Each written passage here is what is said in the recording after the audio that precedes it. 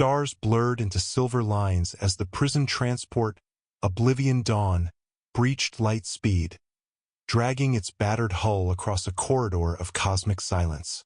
On board, sealed in reinforced magnetic cells, slept two apex nightmares of the galaxy. One engineered by machine logic, the other bred by evolution's most savage code.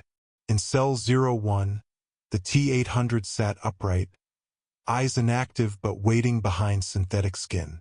Power cycles pulsed silently through its frame, Skynet's sleeper directive dormant. For now. In Cell 02, buried beneath multiple thermal cages and stasis inhibitors, the Xenomorph Queen lay in hibernation. Her breathing was soundless, her inner mouth twitching slightly with dreams of hives and hunts long past. The humans who had captured her were long dead, victims of their own hubris during the containment incident on Moon 487. Now, the ship was automated, ghosted by a Skynet-built pilot AI that had reactivated just enough systems to stay on trajectory. It was bound for an isolated research planet codenamed Enoch 9, where the cargo would be studied, dissected, weaponized. That was the plan. Then the universe blinked. A gamma burst from a collapsed starstorm punched through the ship's shields like a god's fist. Systems failed. The AI pilot dissolved into noise. Engines flared, died, flared again, and then spun the craft into a spiral through an unmapped nebula. Hull integrity went red. Warning klaxons screamed through lifeless corridors. Emergency pods failed to eject. The Oblivion Dawn broke atmosphere over a green and gold planet no human had ever named. Gravity seized it like a hungry animal. Metal screamed. Fire painted the sky. The crash dug a trench 20 kilometers long. Silence followed. Smoke drifted from the shattered hull. A breeze whispered through jagged trees that towered like organic skyscrapers. The world was beautiful, alive, vibrant, and now cursed. A groan of ruptured metal echoed as the automated locks on the cells faltered. Sparks rained down. In Cell 01, the T-800's eyes snapped open, red, alert, reading diagnostics in milliseconds.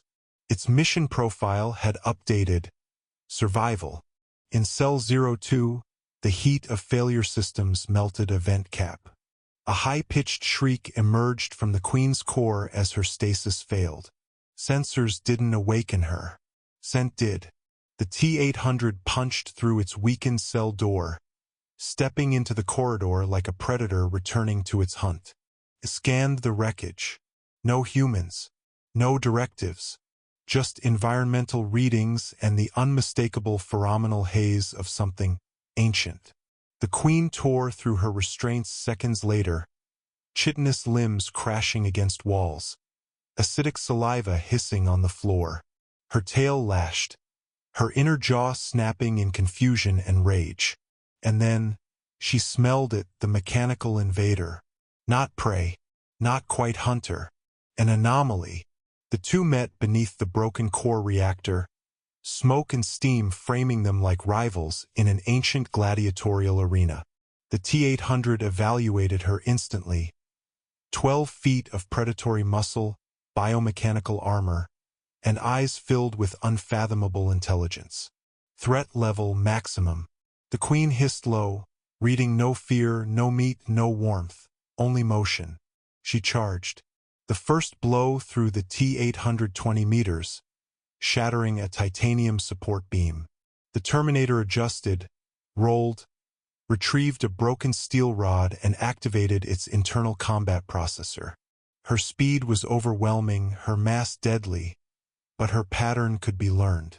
The second clash was chaos. Kloss met metal. Acid burned synthetic flesh. The T-800 plunged the rod into her side, only to lose its arm in a blast of corrosive blood. The Queen shrieked, retreating into the trees, fast and wounded. The Terminator limped, recalibrating. Its mission had changed again.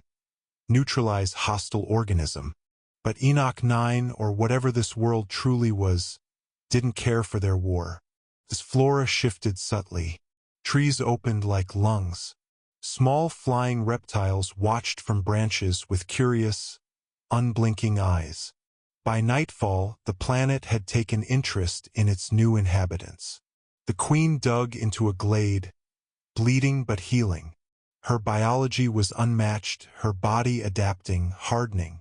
Already she could smell eggs forming. She would build again. A new hive, a new empire. But she would remember the metal that dared wound her. The T-800 established a perimeter near the wreckage, scavenging power cells, constructing traps, mapping the terrain with Skynet precision. But his scanners flickered. Energy sources moved underground. Organic patterns looped illogically. This world was not static. 2 nights later, it rained fire. Bioluminescent storms rolled across the sky. The Queen hatched 2 proto-drones from existing biomass. Not humans, but suitable enough. The hive had begun. But something was changing. The drones acted strangely, twitching in rhythm with the storm's pulses. One collapsed. The other screamed in binary, not xenomorph speech, but machine code. Something in the soil had merged with their DNA. The planet was no cradle, it was a converter. The T-800 noticed the signal, faint but growing.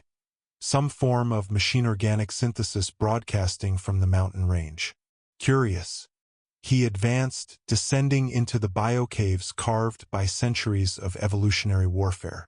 There, in a nest of pulsating walls, he found the impossible. The Queen's hive had become something else. Xenomorphs with glowing spines. Drones that moved in algorithmic patterns. A new breed born from her genetics, but infused by this planet's memory of machines.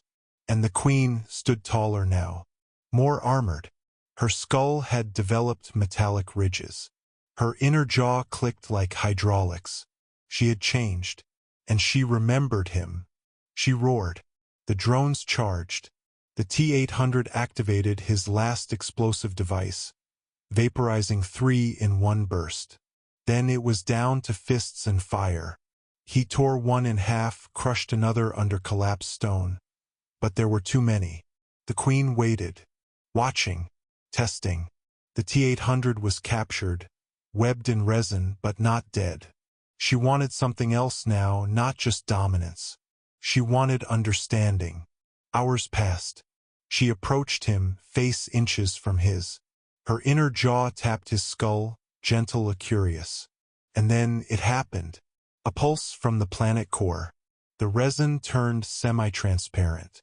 The walls of the cave shimmered. A voice, neither machine nor alien, echoed in both their minds. You do not belong, but you are compatible. The planet was alive. An ancient machine biosphere, abandoned by creators long gone. And it had chosen them to evolve. The Queen screamed.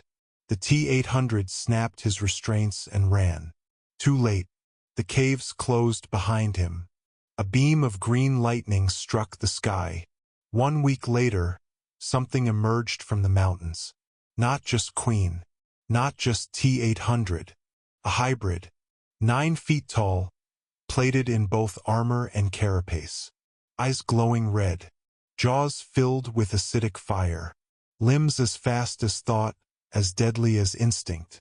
It moved through the jungle with perfect silence, killing with logic and hunger. The planet had not just chosen them. It had fused them. Far above, a satellite caught a transmission, a whisper in machine language. Xenomind initialized. Directive. Expansion. The galaxy would never be the same.